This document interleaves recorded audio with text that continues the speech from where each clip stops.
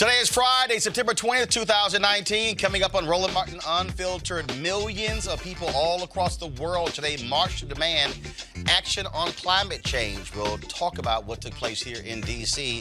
and other parts of the world. In D.C., this is called D.C. Statehood Week, demanding it become the 51st state. We'll talk with Congresswoman Eleanor Holmes Norton, who has made this her life's mission for the last few decades. Letitia Nixon, Jamel Moore's mother, sent a message thanking her supporters for the arrest of sexual predator Ed Buck.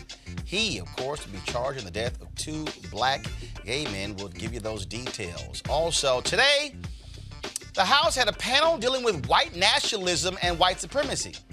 They invited several experts and Candace Owens. I'm going to explain for you why the Republican Party is a joke when it comes to confronting white supremacy by inviting a joke of a guest. It's time to bring the funk on Roland Martin Unfiltered. Let's go. He's got it. Whatever the biz, he's on it. Whatever it is, he's got the scoop, the fact, the find. And when it breaks, he's right on time and it's rolling. Best believe he's knowing. Putting it down from sports to news to politics. With entertainment just for kicks, he's rolling. It's on go, roll, y'all. It's Roland Martin, yeah. Rolling with Roland now. He's funk, he's fresh, he's real, the best, you know he's Roland Martin now.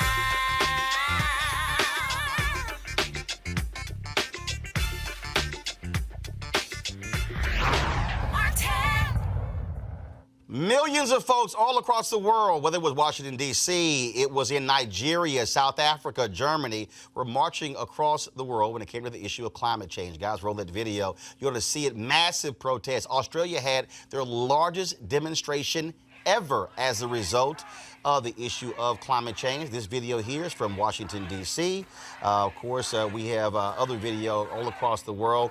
And again, I said Australia had the largest. You had 100,000 folks who were in Berlin. Again, you had school children who were marching and protesting in Nigeria.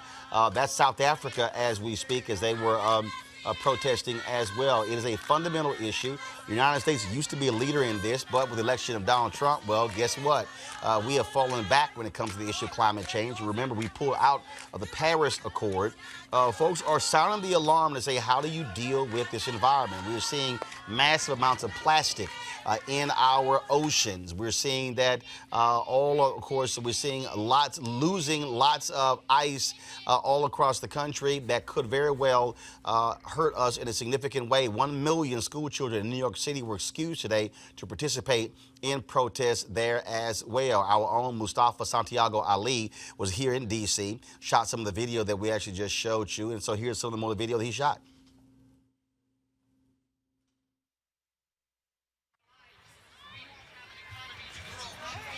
We won't be able to grow our crops. We won't be able to raise our children in a safe community. And we won't be able to have clean water and a livable planet.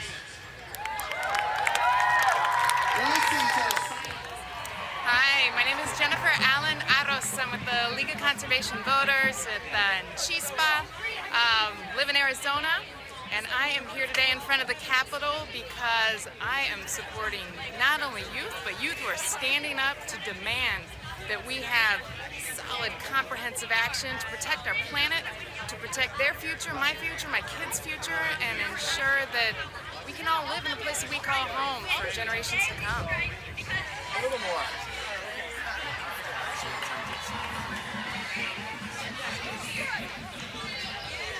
Hey, I'm Lauren B. And I'm here today at the climate strike to support the next generation because they deserve it. I'm Mo, and I'm here for the planet. Ari Mondragon from Mexico City, right here, fighting for the planet. Yes, kids. I'm Valerie Proctor. I'm from Brandywine, Maryland, and I'm here thinking about the next 7 generations and all the plants and all the people. Hi, I'm here because Mother Earth, we need to respect her, and this is our only home. Oh, my name is Ellie, the cosmic jelly. My name's Roman, and I'm here because it's an intersectional movement, freedom for people, freedom for plants, all our brethren. That's the recipe for this liberation movement, and climate is a big piece of it. Hi, my name's Madison McCauley, and I'm from right here in Washington, D.C. The reason I'm down here right now is because the adults and all the politicians, they haven't been doing anything to help stop climate change. And most likely, climate change is the thing that we're going to have to be living with, and the thing that our children are going to be living with, and their children, if they're going to even be alive. So the reason that I'm down here and that we're all down here is because even though we're not adults, we still have a voice and we can still be heard. Hi, I'm Astrid Detterman. I live here in DC. I go to DCI with Madison. I'm down here because I really love animals, and I believe kids have a special voice and that they can really make a difference in the fight to save our planet. I have my own organization called Epic Animals that's all about getting kids to take legislative action to save the animals. So I think I understand how kids can really make a difference and step up. So, yeah. And the reason that we're out here climate striking today is to share a different point of view about climate change and how the Bible actually supports climate change. And how Christians might have it wrong about climate change. And to give a different point of view of what climate change is all about. By the way, my name is Ronnie, and I'm also from Reflective Ministries. All right, folks, again, joining us, Mustafa Santil Ali, former senior advisor for environmental justice at the EPA, also on the panel today. We, of course, had Dr. Chris Metzler, conservative analyst, Amisha Cross, political commentator, Democratic strategist, Michael Brown, former vice chair, DNC Finance Committee. Mustafa, to have millions all around the world, I mean, this is not a U.S. thing. I mean, the climate change deals with this entire Earth. Every country has to confront this. Yeah, you know, there are 4,600 different events that are happening across the planet over the next 7 days. Folks are literally going to be shutting down governments also and cities who have not been moving forward. So these young people, as folks have heard them say, is that if adults haven't been able to fully engage in the process, haven't been able to protect us, then we're going to interject our energy, our innovation, and we're going to hold people accountable, and we're also going to give solutions. It is stunning to me to see people who sit here and go, oh, this is no big deal. It's a hoax. This is way too much attention applied to it, as if they don't see what's really happening. I saw a story the other day that said here we have 3 million fewer birds flying today than 50 years ago. When you look at what's happening with ice melting, when we are seeing it melt at a faster rate than we ever seen, it's so like, how do you think that's happening? Exactly. It's from fossil fuels. You know, we literally have 7 million people across the planet who lose their lives every year from air pollution, which comes from the burning of fossil fuels, which are also warming up the planet. And disproportionately, it is our communities, African-American communities, Latino communities, who are the ones who are losing their lives because they're the ones that are closest, closest to these types of things. And we're the ones that get hit first and worst from the hurricanes, from the floods, all these various things that are tied into this. So as the ice caps melt, as the oceans are getting warmer, we're going to see more and more of these types of things. And we, as folks of color, got to be thinking critically about these impacts that are going to happen and how, when we have shrinking resources, whether it's water or all these other things that come into play, how are we going to position ourselves to better protect our communities and make sure that the resources are there that's going to be necessary? And what I really appreciate about the youth movement, from the Extinction movement, from This Is Zero Hour, the Sunrise movement, Fridays for the Future, is that they have not only an intergenerational movement, but they also honor equity in that space and diversity and make sure that voices of color are a part of driving the solutions that are necessary. Chris, hardest part is your party just flat out acts as if this is no big deal. Donald Trump doesn't exist. He is destroying the EPA. When you go through the Department of Agriculture, you got scientists who are quitting. They're saying that this is an administration that does not believe any of this stuff is real. That this is just a figment of our imagination. Yeah, well, the difficulty here from the Republican standpoint is a number of things. Number one, this has turned so political that a number of Republicans are saying, okay, do I move forward and get votes by saying this doesn't exist? And that's a whole part of the problem. Do I ignore the science? I mean, You know, I've heard a number of people in the party say, well, I'm not a scientist, so I can't really talk to that. That's right. Not Shut the hell up. Well, yeah. I mean, if the beginning of your statement is I'm not a scientist, then why are you talking? That's a good start to shut up and listen to a scientist. But here's I think the fundamental problem with the Republican Party on this issue. Their biggest argument against is, oh my God, it costs too much. If we no longer exist, yeah, that's to me that's probably the greater cost. Right. Yeah, but the whole issue of we're supposed to be the party who is concerned with science and facts, and I think on the climate change issue, we really have to examine the facts. We have to examine the science. Other than that, we come across as extremely hypocritical on this issue. But they don't want to deal with the science. They don't want to deal with the science. Yeah. They don't want to deal with the reality of it. They want to deny it, and the reality is they are in bed with energy companies. They're in bed with the fossil fuel industry. They don't want to force the change. You see the Trump administration suing California, just got an injunction to keep it from getting a waiver when it comes to instituting controls dealing with automakers. Whatever Detroit wants, they got no problem with. You see what's happening all across the country. You see what happened when Pruitt led the EPA. Pretty much they were just being run by the fossil fuel industry. And the hard part is, and I'll say this, these conservative white evangelicals who supposedly care about what God created, they clearly don't give a damn either. It's extremely political, but to your point, Roland, it is also very much an issue of funding. At this point, the question is more, do they really want to cut off the beast that feeds them? Or do they want to continue taking those dollars? When you and your party are making a lot of money off of industry that continues to emit carbon, when you're making a lot of money off of these industries that are known for dumping unhealthy things in our water, why would you cut that off? It's not that they don't know the science. Climate science, even though it's getting a lot of traction today, has been around for the past 50 years, and not much of it has changed. The only thing that we have now is a society that is a lot more awakened to it because we see more of the disasters. We're seeing more of the natural disasters stronger and more often. We're seeing animals die. We're actually seeing people die. We're watching this, and it's something that we've been warned about for the past 50, 60 years. Now is the time. I don't want to deal with the political side of this, Michael, but the reality is this here. If you want to examine the political side, if you're the Republican Party, you are guaranteeing young people will not be voting for your party. Well, and that's the problem. I mean, like, guaranteeing. That's a problem we have because it is. In some places, we won't even be alive to vote. But this is for a lot of these young folks the number one issue. The number one issue.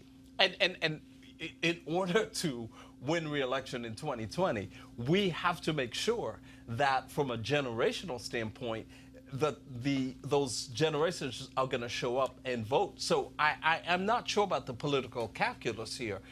I don't think it's wise. Mike, at the end of the day, for them it's about money. When you hear them say, why should we be spending trillions of dollars, yet this is the same party that has spent $28 billion for farmers as opposed to the $12 billion the Obama folks spent in the bailout for farmers for something that Trump created because of his whole tariff deal.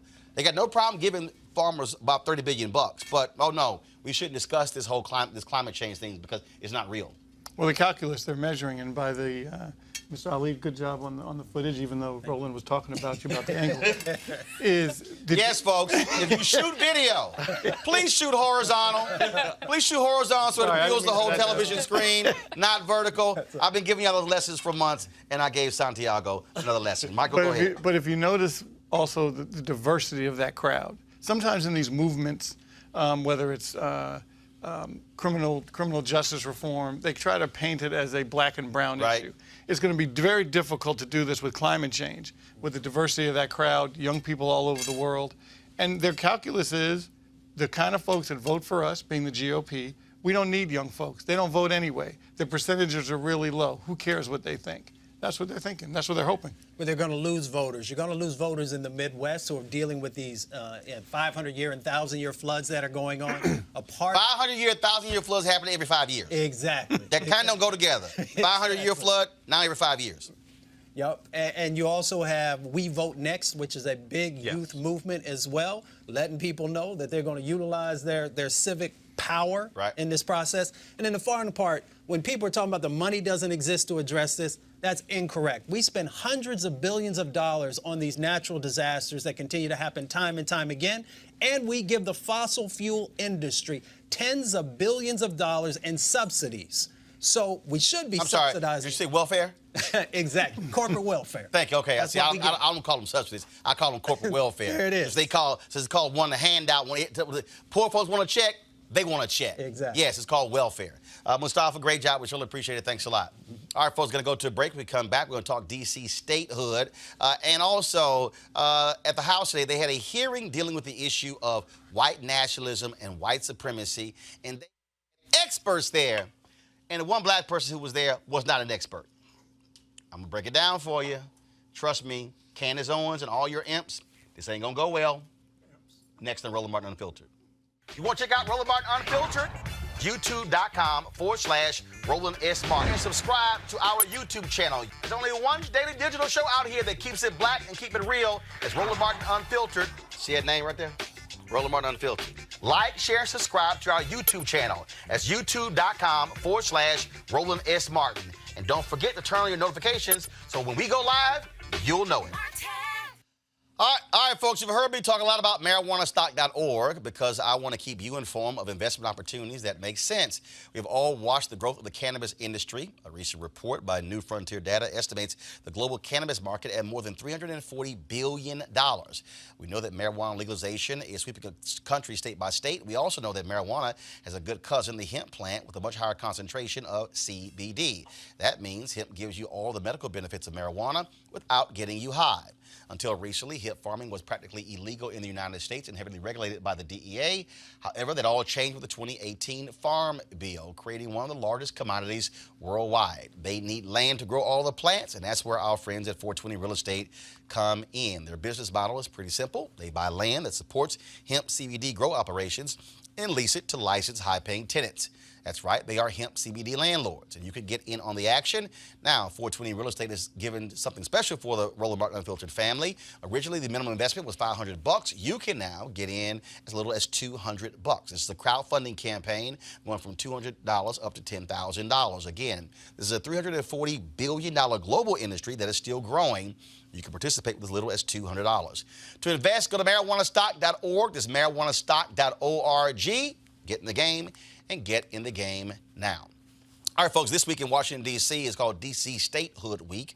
Folks in Washington, D.C. have been on Capitol Hill pushing them to address the issue. Now, this week, House Democrats held the first hearing on D.C. statehood in 25 years. The bill, the Washington, D.C. Admission Act, was introduced by Democratic delegate Eleanor Holmes Norton. She, of course, is D.C.'s non-voting representative. Here's an excerpt from D.C. Mayor Muriel Bowser's testimony before Congress.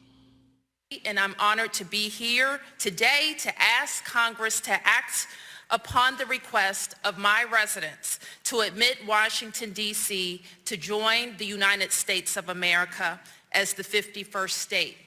I want to be clear, I'm not here to talk about one person, but about 702,000 Americans who deserve full representation in this House. I was born in Washington, D.C., and generations of my family, through no choice of our own, have been denied the fundamental right promised to all Americans, the right to full representation in the Congress guaranteed by statehood. Over the years, there have been a lot of arguments against statehood. You're too small, they say. But we're bigger by population than 2 states, bigger than all states but Oklahoma at the time they were admitted to the Union. And what's more, we pay more federal taxes per capita than any state, and we pay more federal taxes total than 22 states. You're badly governed, they say. In fact, we do a better job than most states. We have a budget of $15.5 billion, which we have balanced 24 times in the last 24 years. And we already do the things that states do. We operate our own schools. We manage state Medicaid programs. We receive federal block grants. Like states, we issue driver's licenses, license plates, and birth and death certificates. We regulate banks and insurance companies, operate our state-based affordable care marketplace, and we enforce environmental regulations. For the purposes of thousands of federal laws, we act as a state and we do it well. The Constitution forbids it, they say. That one is simply false, as constitutional experts have repeatedly proclaimed. Or D.C. can't be a state because the Constitution requires a federal district. The Constitution sets a maximum size of 10 miles squared for the federal district, but it does not prescribe a minimum size to qualify for a federal district or statehood. I'm sure we'll hear some of that again this time, but let's face it. These are bad faith arguments by people who really oppose statehood because they think it will mean 2 Democratic senators. The fact is, denying American citizens a vote in this body that taxes them goes against the very founding premise of this nation. And yes, it is true that we are more brown and more liberal than some of you, but denying statehood would be unfair no matter who was affected. It would be unfair if we were conservatives from a rural district built around agriculture or an industrial city in the heartland. This is America, and Americans are entitled to equal protection under the law, and that's why we are demanding statehood. It should not matter what our politics are. All right, folks, joining us right now is Congresswoman Eleanor Holmes Norton. Glad to have you back on Roland Unfiltered. I'm going to start this way. Go to my iPad, please. This is a headline from May 2010 in Newsweek. Is Ohio the most corrupt state? I'm starting that way because this week Republicans were trashing D.C., saying, oh, y'all can't be your own state because you can't handle it because you're too corrupt. Yet, if we want to, I would dare say, if you had to rank probably the 3 most corrupt states, Louisiana, Illinois, Ohio. What the hell? So I had to remind Jim Jordan, who is from Ohio, who is the ranking member of, as they spoke, elected members of their state government being prosecuted for corruption. So who is he to, well, what we say called turn the kettle black? In fact, if you go to my iPad while we're talking, this is from the Cleveland.com. Corruption in Northeast Ohio. This 21st century Rose Gallery violated the public's trust. All of these folks right here, you see, all got hit with corruption in Ohio. Jim Jordan. So it doesn't lie in his mouth to speak against democracy, and that's all we're asking for, full representation for D.C. or any place else. Those are the kinds of roadmap or props, really, that they are throwing up. But Roland, let me assure everyone, because we now have 2 historic back-to-back assurances. First, we had a historic hearing. First time we've ever had that hearing. Today, we got 218 votes, enough to pass H.R. 51, the D.C. statehood bill. We're coming. And when we get it passed in the House, Roland, we'll be more than halfway there. So watch out for us. Now, D.C. was close a few years ago, am I correct, of getting representation. I think they were trying to add a person in Utah. Yes. And then There we went for a House vote. It would not have been a full Senate vote. And actually, we got that bill passed through the House and the Senate with a House vote for Utah, which had just missed getting one in the last census, and a House vote for D.C. We would have that vote now, be on our way to statehood, except that the National Rifle Association attached what we call a rider, an amendment that would have wiped out every single gun safety law in the District of Columbia. Had to leave that vote on the table. This time we're picking it up and going for the Senate. How offensive is it to essentially live where D.C. operates, or the federal government operates as D.C.'s mama and daddy? That you have to go ask them for permission. And then, of course, you've had to fight Republicans and Democrats who have toyed with the District of Columbia. I remember when they had the voucher program, Republicans put that in, and then Obama pulled it out. Then they played around with abortion. I mean, it's like you got folks who want to play ping pong with D.C. when they feel like slapping folks around. Yeah, that has been our fate. but it's all over now. We control the House. And they have put in what we call riders, must have been 6 or 7 riders.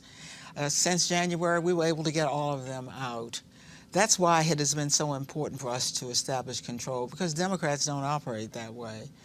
And then we go into the Senate, which is still controlled by the Republicans. But Roland, you will look and see that many of them are in jeopardy. That's why we're not much worried about 2020, because we're going to do much better there. And if we capture the Senate, look what we'll have. We will have D.C. statehood in the House and on our way to getting it in the Senate. Well, I think it's certainly overdue, and of course to have the mayor cut right to the chase and put race on the table, not dancing around it. Yeah, she put it on the table because it's always been there, but it's not going to be anything they can do about race now. And the fact is, I don't know what they're going to do about the fact that for most of its 218 years, most of those years, white people have been the majority in D.C. In those years, we all remember them in the 70s, 80s, 90s, you know, blacks. It was called Chocolate City. Yeah, Chocolate City, and blacks became predominant in many large cities. But guess what? D.C. once again has more white people than black people. What you gonna do for us now? Well, I say, Congresswoman, keep up the fight. We'll certainly keep covering the story. D.C. deserves statehood, and it'll be nice if Congress would actually pay attention. And they should get over this whole issue of potentially having 2 black United States senators. There's a whole bunch of sole white states in this country that got no chance of electing a person of color as United States senator. So they'll deal with it. And we will. All right, Congresswoman, we appreciate it. Thanks so much. Folks, let's go to California, where Jasmine Koenig, who has been championing for Jamel Moore's murder being brought to justice, has finally won. Letitia Nixon, Jamel Moore's mother, is so grateful for everyone's support that she sent Jasmine this video to release to the press. Don't remember, Ed Buck, of course, was picked up and charged for giving drugs to one man for an overdose. Now, on the federal level, they're going to charge him for the deaths of 2 black gay men who died in his apartment. This is the video of Jamel Moore's mother. Y'all, my name is Letitia Nixon. I am Jamel Moore's mom. I am happy. I knew that this day was going to come when we were going to get justice for my son. It's all I ever wanted from the beginning was for Jackie Lacey to do her job. That's all. I didn't ask for no special favors. I just asked for her to do her job. That was it. Everything was in front of her. We tried to deliver ballots. They treated us like we were criminals. Jackie Lacey wouldn't let us in the office, nothing. But nonetheless, I'm just so grateful that my team did not give up, and we kept pressing. Jasmine Koenig and all the rest of my team, my lawyers, Hussein, Nana, and everybody just kept pushing. I just want to thank everybody who stood with us. Thank you so much. We're so grateful. I'm just excited. And we're all going to get the justice we deserve. Thank you. Jackie Lacey is the DA there in L.A. And I would dare say, Amisha, when she runs a re-election, it's going to be more people lined up to run against her than if Popeyes had chicken sandwiches right now, because she's been awful. And black people have been really upset. Her office didn't do a damn thing. He is only being charged on the federal level because her office would not prosecute him for those deaths of those 2 black men. And this is a black female DA. This case is beyond me. First and foremost, because families of victims, those who died, but also those who came near death, because we don't hear about those often. But there were 20 men who almost died from these overdoses. And the families have been petitioning. They have been protesting. They have gone to her over and over and over again, and she has completely ignored them. And I think that it speaks to a greater issue here. A lot of people have pointed to the fact that he was a heavy Democratic donor, but it's more than that. It is the fact that there are a lot of folks, and even some who also happen to be Democrats, who honestly don't care when the victims are homeless, indigent, gay black men, period. If those victims had have been people of a higher profile, we would have seen action swifter. We did not see it in this case, and it frustrates me that 2 men literally died and no one cared. First of all, we didn't even hear it in the news until years after it happened after the first one. And the second guy died, and it broke news 6 months later, It stayed on the news for about 30 minutes. Nobody talked about it ever again. Allowed this guy to go ahead and keep, tracing guys, following guys, tricking them into coming to his place and still injecting them with drugs. He's been doing this for years. It's been an open secret in West Hollywood for a very long time. She's a part of this issue in terms of not actually, pursuing justice, but there are also a lot of other individuals over the years who have helped him out by ignoring the fact that he's going around West Hollywood and literally taking advantage of a very disadvantaged community. Michael, we were one of the few shows nationally to really focus on this. Very, very few. And again, this was real. And to have authorities act as if one guy dies, no real investigation. Second guy dies, no real investigation. Third person commits, ODs. Now all of a sudden, I guess we better jump on this whole thing. Well, first, and co-sign with what my sister said to my left, but point of personal privilege. As the former chair of the Statehood Self-Determination Committee when I was on the D.C. City Council, I want to congratulate our warrior on the Hill, as we call her, for moving this ball forward as we try to start the statehood movement. And she's right. This fight has been going on for quite some time. Every argument has been thrown at us, and now we're making some progress. But I think we also have to remember history. In the early 90s, when Clinton was president, we had the Democratic House and Democratic Senate and did nothing in that first term. Same with Obama. Obama presidency, Senate, and Democratic House, and did nothing. Hopefully we'll learn from our mistakes and not say, we can take care of it later. This is a first-tier priority issue. I'm proud of our warrior on the Hill. Chris? Yeah, I agree with your analysis here. And part of the problem with the DA was, in fact, that she received campaign contributions from him. And so from her perspective, it's like, okay, so do I do justice or do I take campaign contributions? That's part of the issue. But I think you're right. The larger issue is who else was complicit in this? That's the larger issue. We can talk about the fact that he was a big Democratic donor. Okay, fine. We can talk about that. But it is a larger issue. And it is about the fact that, as you correctly indicated, you have this marginalized population and who he is free to take advantage of because nobody cares. And that's exactly, I think, what happened in this case. And again, just because you get a black DA there is one thing, but at least one who pays attention. Yeah. Jackie Lacey has been awful. Oh, she's awful. been horrible. And for her not to prosecute this guy, first time, second time, and the only reason he's being charged is on a federal level. She's not now take out her hands. Job. Right. She's out of her doing hands. her job. All right, folks. Today, New England, they have cut Antonio Brown, wide receiver for the New England Patriots. I said this when he did the video of John Gruden and recorded the phone call, that of the list of dumbass athletes, Antonio Brown is at the top of that list. You got that right. Antonio Brown has now cemented himself as the dumbest ass athlete ever. Because how is it that, first of all, a federal lawsuit is filed against you alleging sexual assault, but it's a federal lawsuit. She said this took place in 2017, 2018. She didn't go to the cops, okay? I don't understand why she didn't go to the cops, because if it was rape, statute of limitations still applies. Right.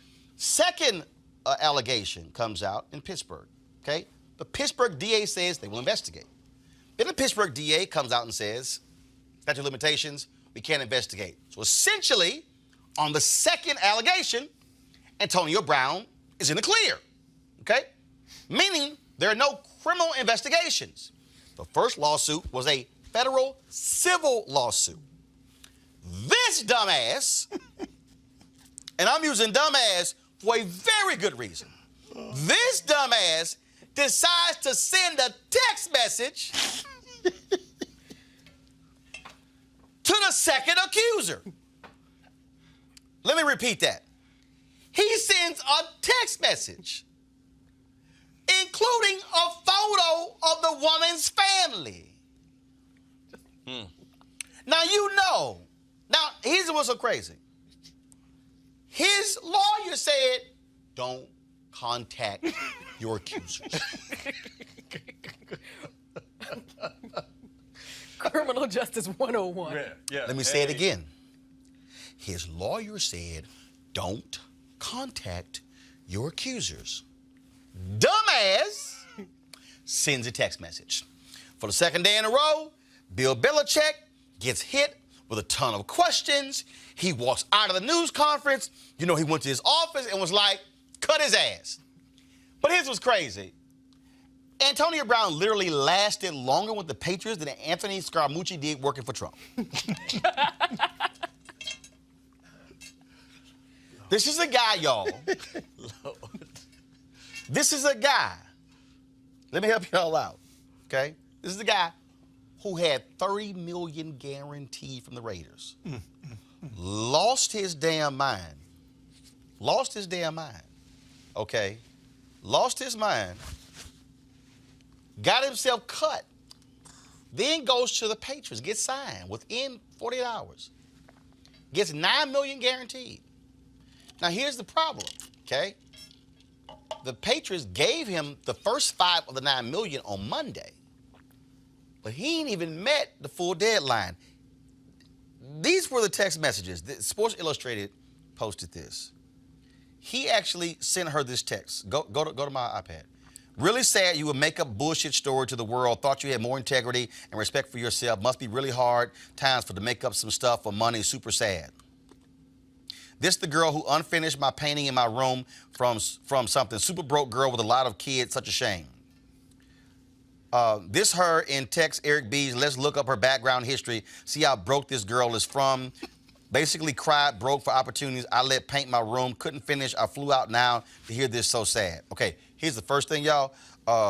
There was no punctuation in that at all. I mean, that wasn't a period, a comma, Run-on sentence. question mark, an exclamation Run-on point. sentence. But, I mean, nothing, y'all. Nothing. But dumb. Y'all, money gone. Talk about blowing $30 million.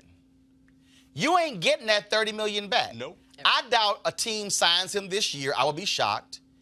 I'll be shocked if he gets signed for next year because, see, when the Patriots say, I mean, the only other team that's likely to sign a head case is the sorry-ass Dallas Cowboys. No. They're known for signing head cases. Okay. I'm scared you're going to say my team, but thank you for saying hell no, because you got to have a quarterback to throw it to. Right. Y'all ain't got no quarterback. Right. But how dumb can you be? Chris, you're a lawyer. If you tell a client, don't text the accusers, and the DA says, we will not be investigating this case, your dumb ass sent a text to the woman. Yeah, see. With a photo of her family. Yeah, at that point, I'm done with you as a lawyer, because you a dumbass. Not only are you a dumbass, bruh. Oh, hold on, my bad. He sent her a text message with 4 other phone numbers on it. So it was a group text. Oh, my God. And he encouraged others in the group to investigate the woman. Lord. See, this is the kind of stuff that you look at brothers and you're like, really? You cannot be that stupid. But apparently, he is. He should have let it go. At the point when he was no longer going to be investigated, that means you sit down, you get ready for this season, and you call it quits. Yeah. Why Keep it are you moving. texting? Move on. Why are you texting? Now, you talking about broke. You the one now broke. Hold up, Michael. He gets cut by the Patriots. Yesterday, Nike dropped him. The helmet deal he had after he acted a fool in Oakland, trying to wear a 10-year-old helmet. Yeah. He lost. He couldn't do that. So he got a new helmet. They signed him to the helmet deal. They dropped him. So now you ain't got no team, no guaranteed money, lost Nike and the helmet deal. Bro, I sure hope you save your money. There ain't nothing coming in real soon. He got the sense to text. No sense to text. I'm sure he ain't got no sense to save that money. That's about the dumbest. Mr. Potato Head Award. There you go. It just makes you wonder what his end goal was. Because if you wanted to get to the Patriots, you wanted to get to this team that consistently goes to the Super Bowl, cool, whatever. He was willing to burn money to get there. But to get there and to not be able to actually play because of your own doing, it wasn't that Bill Belichick didn't want you. He's time and time again, he was going to ride that thing on out. But he made it extremely difficult. And sent the text, now mind you, sent the text on Monday, y'all, this was Antonio Brown yesterday. I played for Bill Belichick and Tom Brady. You know, I got a lot of the offense to learn and catch up. But I'm excited and grateful to be here and to be a part of these guys. Antonio, what's it been like working with Tom? It's been a tremendous honor.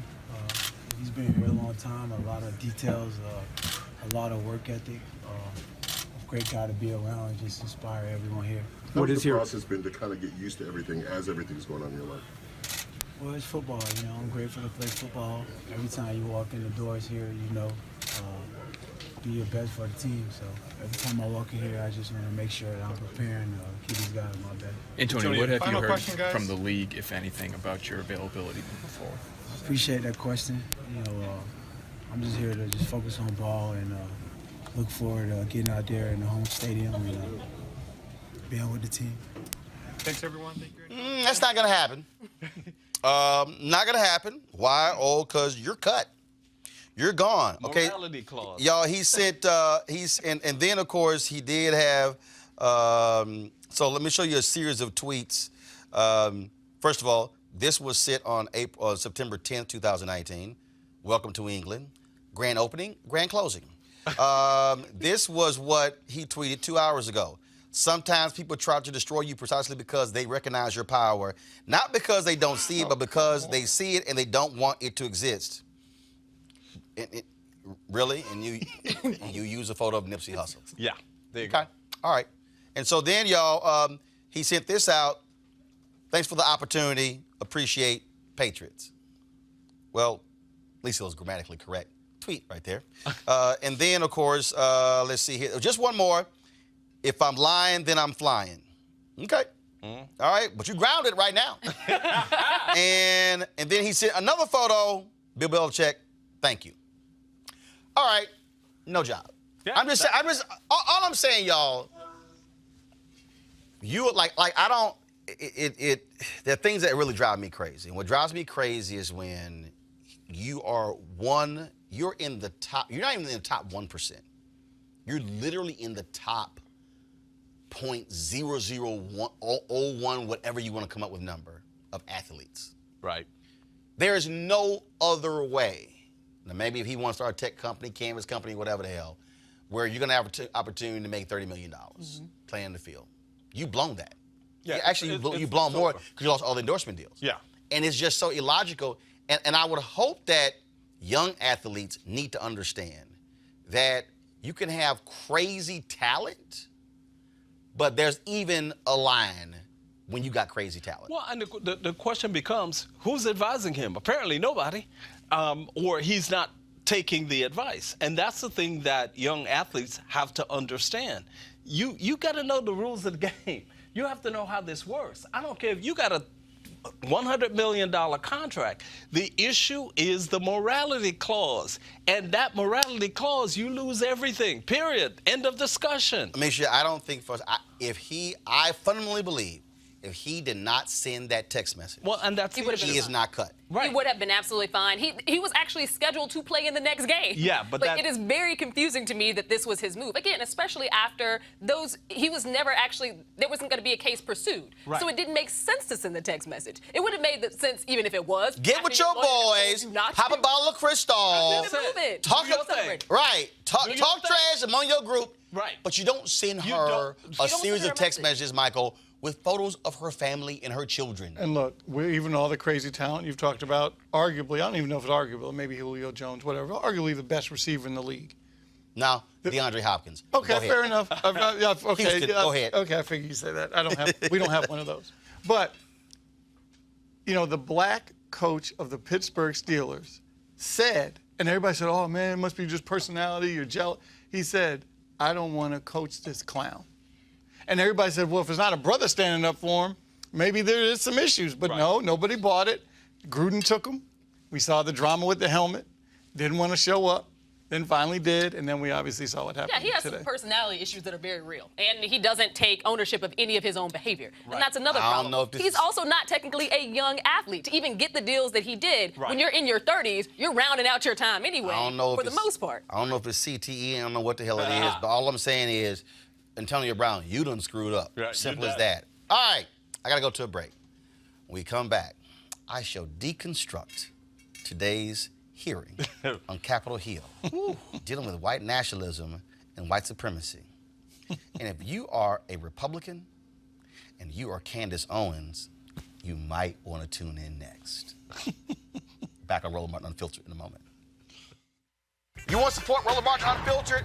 Be sure to join our Bring the Funk fan club. Every dollar that you give to us supports our daily digital show. There's only one daily digital show out here that keeps it black and keep it real as Roland Martin Unfiltered. Support the Roland Martin Unfiltered daily digital show by going to RolandMartinUnfiltered.com. Our goal is to get 20,000 of our fans contributing $50 each for the whole year. You can make this possible. RolandMartinUnfiltered.com.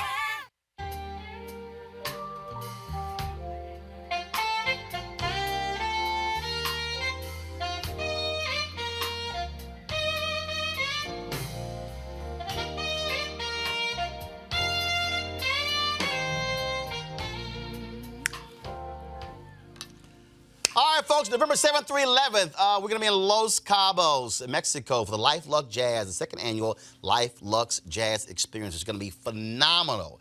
We're going to have, of course, great music over 4 days, golf and spa. We're going to sit here and, man, you talk about food, you talk about libations, also known as liquor. It's going to be loads of fun. So while people are freezing in the Northeast, let's go hang out in Mexico. I'm going to be doing Roland Martin Unfiltered from there that Thursday and Friday in front of a studio audience. Y'all can all come join us. So come hang out with me and so many others. It's going to be absolutely great, of course. We're going to be at Day Club Los Cabos, nestled on the Sea of Cortez. They're in Los Cabos. The great people we got lined up for you, folks. Amazing. Of course, comedian and actor Mark Curry. Of course, Gerald Albright, my frat brother, Alex Bouillon, Raul Madan, Incognito, Pieces of a Dream, Kirk Whalum, Average White Band. We're going to have the Gospel Experience with Donnie McClurkin, Shalea, Roy Ayers, Tom Brown, Ronnie Laws, Ernest Quarles. Some new hotels have opened up. For more information, go to lifeluxjazz.com. That's lifeluxjazz.com, lifeluxejazz.com. You want to book it now, of course, to get your package, but also you want to have much cheaper airfare as well. And so, trust me, it's going to be an absolute fun time. I cannot wait to go, and trust me, you want to do it as well. lifeluxjazz.com.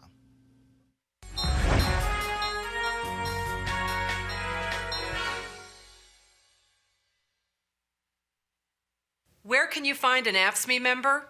The answer is everywhere our communities need us. More than 1 million AFSCME members bring their passion for public service to the work they do every day.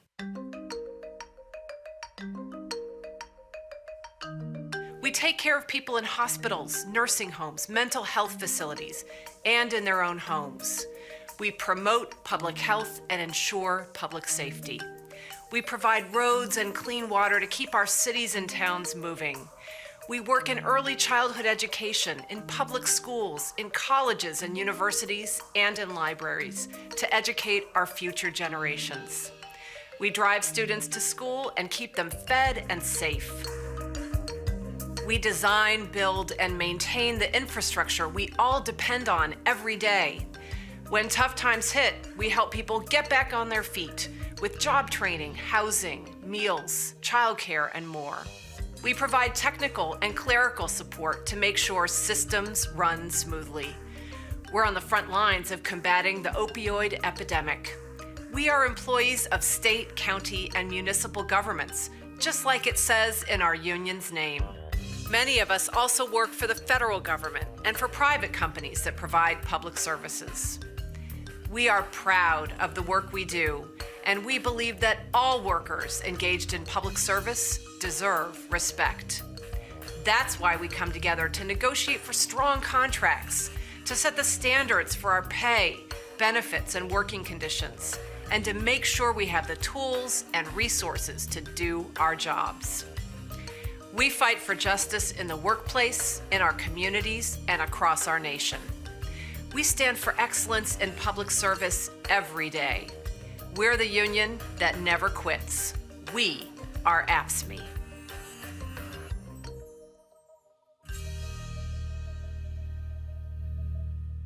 All right, folks, we certainly want to thank AFSCME for being one of the partners here at Roland Martin Unfiltered. All right, folks, let's do with a deconstruction of the GOP and, of course, the mouthpiece, Candace Owens. Today on Capitol Hill, there was a hearing that was titled House Oversight Joint Subcommittee Hearing on confronting white supremacy. They had 3 experts and 1 black person. When I say experts, they actually had real experts on the subject of white supremacy and white nationalism. Now, questions were asked by Republicans and Democrats of the 4 witnesses. Now, what I'm unpacking right here, and here's a piece, and let's just be real clear. Y'all remember what I said the other day about the Revolt Summit that took place, why I said it makes no sense to have Candace Owens or Katrina Pearson on that panel. Why? Because they're not real black conservatives. Let me be real clear. They're not real black conservatives. I know real black conservatives, okay? Chris Metzler, real black conservative. Shermichael Singleton, real black conservative. Elroy Saylor, Angela Saylor, Kay Cole James, Derek Holly, Robert Pignon. I can go on and on and on. I can name you numerous folks who I know personally, okay, who are real black conservatives. These 2, they're not. You know what they are? Charlatans. They're frauds. What they desire is attention. So what they do is they say crazy, provocative things solely for the purpose of getting that attention. Go to my iPad. Here's a perfect example, okay? I typed in House panel on white supremacy. These are the 2 headlines. You all see the 2 headlines? One from Yahoo News, one from The Hill. Candace Owens, the House panel, white supremacy and white nationalism is not a problem. The Hill, Candace Owens tells Congress white nationalism not a problem for minorities in the U.S. If you actually click on the Hill story, what you will see is you will see an article that only quotes Candace Owens. That, folks, is by design. That's exactly what she wants. What she desires is attention. She wants folks talking about her. It's a money grab. It's all about how can I build my following and convince these dumb, illiterate conservatives to keep throwing money at me and I can get paid. Now, Mark Lamont Hill was tweeting today critical of something that she said, and this gentleman, Adam Badawi, tweeted back. Go to my iPad, please. This is what he said. I was there.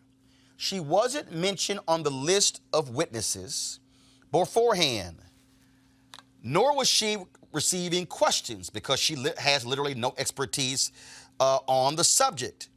Later in the hearing, Republicans started ceding their time to her to let her spout. Do y'all hear me?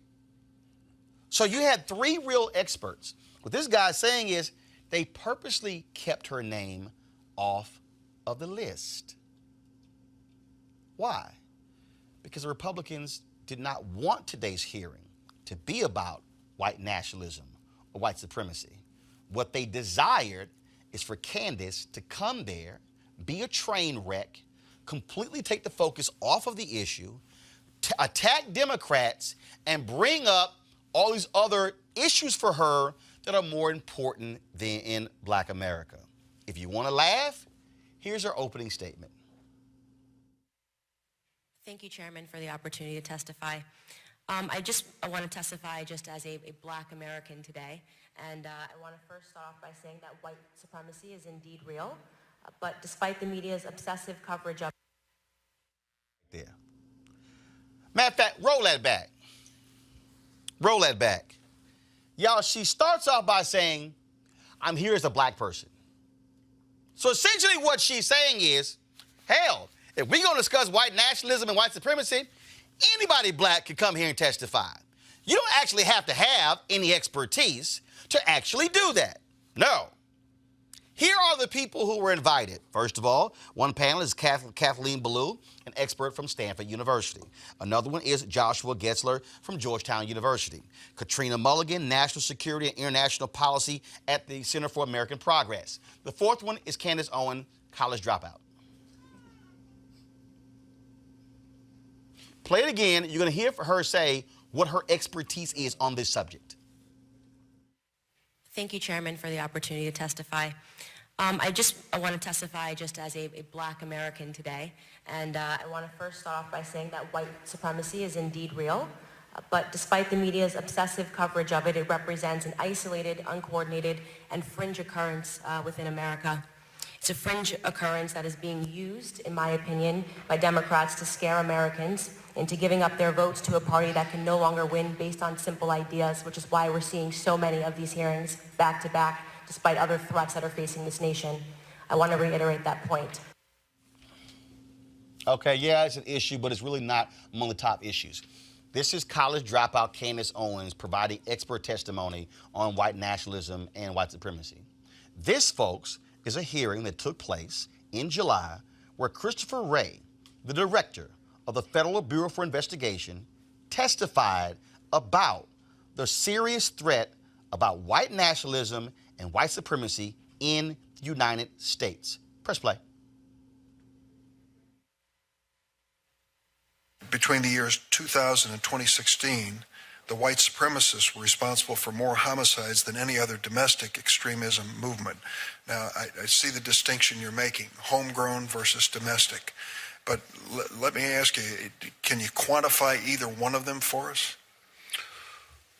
Well, in terms of number of arrests, we have, through the third quarter of this fiscal year, had about, give or take, 100 arrests in the international terrorism side, which includes the homegrown violent extremism. This year? This year. But we've also had just about the same number, again, don't quote me to the exact digit, on the domestic terrorism side. And I will say that a majority of the domestic terrorism cases that we've investigated are motivated by some version of what you might call white supremacist violence, but it includes other things as well. I think the greatest terrorist threat to the homeland is the homegrown violent extremist. I will say that These we would be take foreign-inspired, which is jihadist-inspired violence. That does not mean, by any stretch of the imagination, that we don't take domestic terrorism, including hate crime committed on behalf of some kind of white supremacist ideology, extremely seriously. Okay, so I want to go back to the nonsense Candace was spewing. I want y'all to pick up where we left off because I want to put this in proper perspective for you. That was the director of the FBI testifying to the Senate in July of this year. Go ahead and play Clueless Candace. Is real, but neither of these ideologies are real in this room. They have become mechanisms for the left to continue to call these hearings and to distract from much bigger issues that are facing this country and which threaten minorities. Much bigger issues. Here is the FBI Director, Christopher Wray, in March, laying out the persistent and pervasive threat of white nationalism and white supremacy in the United States. How would you describe the danger to public safety that is posed by white supremacist extremism? Is it changing in its qualities or in the kinds of resources that the FBI and other law enforcement agencies need to respond? And secondly, the second part to that question, your budget request does not mention white supremacist extremism at all. How much funding and how many employees are dedicated to investigating white nationalists and white supremacist extremists in your fiscal year 2020 budget? So what is the danger to the country and what do you need to fight it? Well, the danger, I think, of white supremacist violent extremism or any other kind of violent extremism is, of course, significant. We assess that it's a persistent, pervasive threat. We tackle it both through our joint terrorism task forces on the domestic terrorism side, as well as through our civil rights program on the criminal side through hate crime enforcement. I think as to whether I would see any significant difference or trend there, I think, or whether it's changing, I think I would say in general, domestic terrorism in this country has changed in the sense that it's less structured, less organized, fewer groups, more uncoordinated one-off individuals as opposed to some structured hierarchy, and that presents its own share of challenges. Now, you might say, well, Roland, what was the whole point of Candace Owens being the only black person there testifying on this issue. This 44-second soundbite and the end will really explain it. Issues that they are responsible. Number one, father absence. Number two, the education system and the illiteracy rate. Illegal immigration ranks high, abortion ranks high, white supremacy and white nationalism, if I had to make a list again of 100 things, would not be on it. This hearing, in my opinion, is a farce, and it is ironic that you're sitting here and you're having 3 Caucasian people testify and tell you what their expertise are. Do I know what my expertise are? Black in America. I've been black in America my whole life, all 30 years, and I can tell you that you guys have done the exact same thing every 4 years ahead of an election cycle, and it needs to stop. No, stay with it. Now we go to Mr. Clay for 5. No, go back.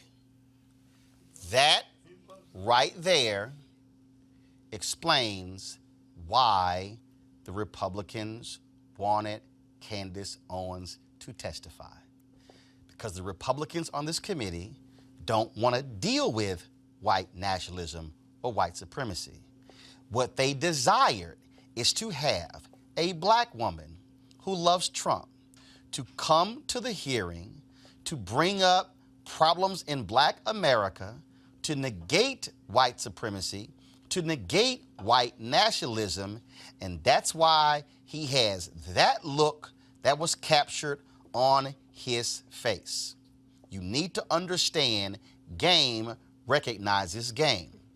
Now, earlier we had Congresswoman Eleanor Holmes Norton, a member of this committee, Congresswoman Ayanna Pressley, Congresswoman Robin Kelly, and others on the Democratic side, members of this committee. If you want to understand what really happened, okay, this happened before that took place. Jim Jordan came in late. They were upset because the members of Congress were actually ignoring clueless Candace.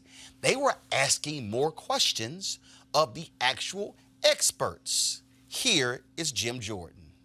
I did walk in a few minutes ago, and Mr. Meadows and I were visiting in the back room, and noticed that Ms. Owens, you hadn't spoke for a while. So if there's something you'd like to add to the discussion over the last few minutes, I'd be happy to yield my 4 minutes to you and let you comment. But thank you again for your outstanding testimony, for being here as our witness today. Come back. Thank you for that. See, I don't need to play any more of Candace Owens. What did he just say? Mark Meadows and I got together in the back room. We were like, damn, ain't nobody asking her no questions. When is the last time y'all saw a member of Congress give their entire time to a witness? They get 5 minutes each. Gave his time to her. Meadows gave his time to her. Y'all need to understand the game here. But I'm going to go back and play something for you.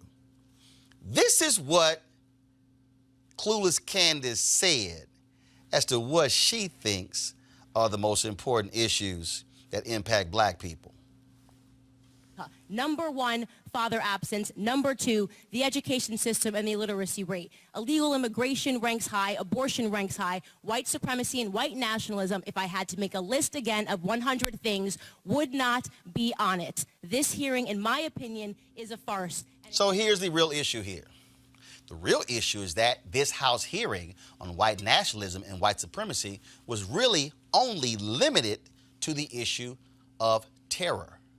Because if you wanted a real discussion about white supremacy, then the very issue that Candace wants to bring up, white supremacy, plays a role in that. Just the other day, the University of Texas, a story was done by The Atlantic, where they discovered in the archives of the University of Texas that they, by design, implemented standardized tests in the 1950s in order to keep black people out of the University of Texas. The president of the University of Texas literally said in a speech in Houston, the use of standardized tests was a way to keep the niggers out of the university. So, when a Candace Owens wants to talk about education and illiteracy, Oh, we can have that conversation within the framework of white supremacy. They don't want to do that. If you want to talk about fathers not being in the home, I am more than happy in the year of the 400th anniversary of the first 20-odd Africans arriving on these shores to talk about the role that America, white supremacy, played in cutting babies out of the wombs of black mamas. If you want to talk about abortion, Candace, we can talk about America's abortion. If you want to talk about this whole issue of black fathers not being there, we can also bring up the studies that show that black men actually spend more time with their children than other races. If you want to talk about the issue of white supremacy on the impact of federal policy that gave more money to mothers who were in homes without fathers, because the policy then was that you only had one person bring in income and not the other, we can be more than willing to have that conversation. But see, that's a different level of white supremacy, because I don't think you really want to talk about that. She also mentioned, y'all, white supremacy and black-on-black crime. You want to talk about white supremacy and black-on-black crime? Sure. We can show you impacted areas of Chicago based upon federal housing guidelines that limited where black folks can live, where they could actually buy homes. And so all of a sudden you had in Chicago, west side of Chicago, south side of Chicago, black folks packed into areas. Same thing in Detroit and Houston and other places around the country. See, all those things were a result of white supremacy. And so if we want to have the real white supremacy conversation, you're right, it didn't happen on today's panel, but you also were not there, clueless Candace, to have that conversation. The reason I need y'all to understand this is because some of y'all might be saying, well, why are you giving her so much attention? Because I need to explain to y'all what the game is. And here is the game. The game is for white Republicans to put up a black face to attack and trash Democrats, including black Democrats, and then to say, oh, but the conservative agenda is really what's great for black people. So what happens is that shit-eating grin Jim Jordan had is because that's what it's all about. It's all about, I need you to use the right talking points that's going to push them back. Remember the point where she said, oh, how dares it you have 3 white experts and I'm the only black person here? Because you're not an expert. And in fact, I really don't have a problem if there are 3 white people there who are experts on white supremacy, because the operative word in white supremacy is white. So to have 3 white folks talk about white supremacy, I ain't got a problem with, because they're also white. Y'all, Republicans don't really want to talk about this stuff. What they want to do is offer a game of mirrors. This is a house of cards. And so what they have done is take a black woman who they, oh my goodness, she's articulate, she's cute, she can speak to the issues. Somebody hears her, oh my goodness, white conservatives go, she's so smart. I mean, look at her, she's feisty, she's giving it to them. But they really don't want to break these things down. Why is that? Because they prefer the show. Candace Owens only wants a show, which is why she wants to debate John Legend and debate Don Cheadle and debate Alexandria Ocasio-Cortez and debate Ilhan Omar. That's what she wants. She wants the attention. And that's what they actually gave her. Republicans did not want this to actually be a discussion on white supremacy and white nationalism and the impact. They don't want to have a discussion about Dylan Roof or the guy who went to the synagogue in Pittsburgh. They don't want to have a conversation about the white guy in El Paso. No, they would rather have a black woman who's not an expert, who's a college dropout, who loves to trash the NAACP, and then who, of course, got a $35,000 settlement from the Stanford, Connecticut School Board of Education because of insults that were hurled at her, which the NAACP actually helped her get. It's amazing how that happens. But again, if you want to understand game, I'm going to play this last soundbite for you, and it really is, for me, the most laughable of the day. This, folks, is a soundbite of a Republican in Congress, Congressman Keller, literally asking Candace Owens, what can I say to black people? I'll be speaking at the NAACP annual state convention in Louisiana 1 week from tomorrow. Could be argued that I'm a quite unlikely keynote speaker at that gathering. but I shall deliver a candid and unscripted message from my heart and from bended knee as an American that recognizes that our nation has suffered a failure of spirit, that our nation is on a journey. I would ask you, Madam, in my remaining time, what message would you hope to hear me deliver to my brothers and sisters in Louisiana 1 week from tomorrow? An address which I believe should be reflective of our effort as a nation to bridge the divides that falsely separate us, to embrace the fact that we're created in God's own image. What message would you have me share, good lady? And I shall listen. That's a beautiful question. I would say if I was in that audience, what I would want to hear is just a message of hope. I think that what's been taken away from Black America is our sense of pride. We've allowed rhetoric and policies to tether us to the government. And I love that you opened your statement talking about God and the family, because those are the things that we used to value first and foremost in the Black American community. And as government grew in the 1960s, all of that was pretty much taken away from us. I would remind them to consider who... I'm done. How about this, Congressman Keller? When you go before the NAACP, I would love for you to explain to them in Louisiana, why is it that your party supports voter suppression? I would love for you to explain to the NAACP why the Trump administration is rolling back civil rights in various departments in this nation. I would love for you to explain why the Republican Party chooses to be the prostitute of the NRA and not know anything about gun control. I would love for you to speak to the issue of economics and why is it that the Republican Party and Donald Trump is trying to get rid of the National Minority Supplier Development Council, which has been around for 50 years, which is the only federal agency that deals with how to grow businesses among minorities. I would love for you to talk about those issues. I noticed Candace didn't bring those issues up. Why? Because those are things Republicans are doing. Folks, you need to realize that the purpose of a Candace Owens is to give cover to white conservatives who have been wanting to say these things about black people for a very long time. That's the game. In fact, I just saw a tweet from a person who's a white conservative out of Texas, and then pull it up, Taylor Ham, covers sports for Texas A&M, and they have a soundbite here where he goes, I think this qualifies as a mic drop, where she ripped into this person here who's on the panel. What I need y'all to understand is that is the game. It is about a money game. And I will tell you this again. In our community, we've always had black Republicans. They've always existed. 4 and 5 and generations of black Republicans. I have known Alphonso Jackson, former Secretary of HUD, Mike Williams, who prosecuted white supremacists when he was in the Department of Justice.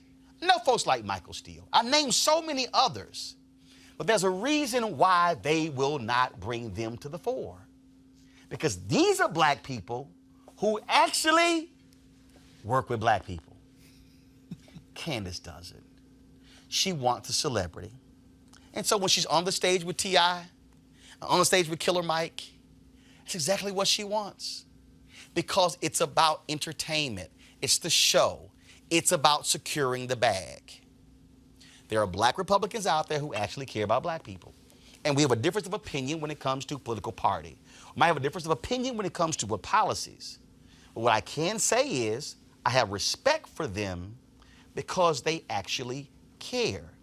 And even if we disagree on certain issues, we agree on others.